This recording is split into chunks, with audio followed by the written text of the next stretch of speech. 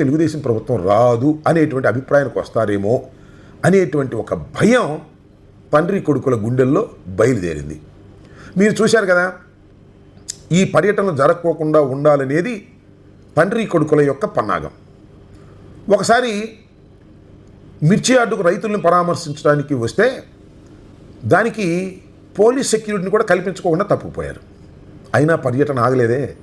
పర్యటన జరిగింది, రైతులను పరామర్శించడం జరిగింది, రైతులు ఇతిబాధలు తెలుసుకునేటటువంటి కార్యక్రమం కూడా ముగించుకుని జగన్మోహన్ రెడ్డి గారు వెళ్ళారు.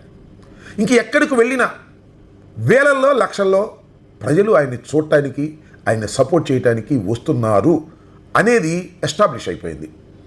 మొన్న పొదిలి వెళ్ళారు పొగాకు రైతులను పరామర్శించడానికి. అక్కడ చంద్రబాబు గారు చెప్పిందే 15,000 మందిని ఎంటబెట్టుకుని వెళ్తాడా అని. తాడేపల్లి నుంచి 15,000 మందిని ఎంటబెట్టుకెళ్ళారా? అక్కడ జనం వచ్చారు. జగన్మోహన్ రెడ్డి గారు జనం మనిషి. జగన్మోహన్ రెడ్డి గారు ఏదైనా ఒక ప్రాంతానికి వెళితే అశేషంగా జనం వస్తారు. అది ఆయనకున్నటువంటి క్రేజ్ అనండి, ఆయనకున్నటువంటి అభిమానం అనండి. Is a mass leader.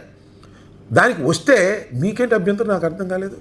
దాన్ని ఏదో ఒక విధంగా అణిచివేయాలనేటువంటి ఒక ప్రయత్నం మీరు చేస్తున్నారు. పొదిల్లో అంతమంది జనం వచ్చారనే ఈర్ష్యతో వచ్చిన వాళ్ళని కొంతమంది మీద కేసులు పెట్టి వేధించేటటువంటి కార్యక్రమం చేశారు. We can face it. YSR Congress party దీన్ని ఫేస్ చేయడానికి సిద్ధంగా ఉంది. ఇవాళ సత్తెనపల్లి నియోజకవర్గంలో ఒక కుటుంబాన్ని పరామర్శించడానికి వెళుతుంటే ఏమిటి మీ ఆజ్ఞలు నాకు అర్థం కాలేదు. ఏమిటి నిషేధాలు? జగన్మోహన్ రెడ్డి గారు వెళుతుంటే వస్తారు జనం. దాన్ని ఎవరు కాదంటారు? మేమన్నా తీసుకొస్తున్నావా, లేకపోతే డబ్బులు ఇచ్చి తీసుకొస్తున్నావా, లేకపోతే వాళ్ళకి ఏమైనా తాయిలాలు ఇచ్చి తీసుకొస్తున్నావా, వాళ్ళకి ఏమైనా ట్రాన్స్పోర్ట్ పెట్టి తీసుకొస్తున్నావా? వాళ్ళంతటా వాళ్ళే జగన్మోహన్ రెడ్డి గారు మా ఊరు వస్తున్నారనే ఉద్దేశంతో వాళ్ళు వచ్చి జగన్మోహన్ రెడ్డి గారికి ఎదురుగా నుంచుని జైలు కొడుతున్నారు.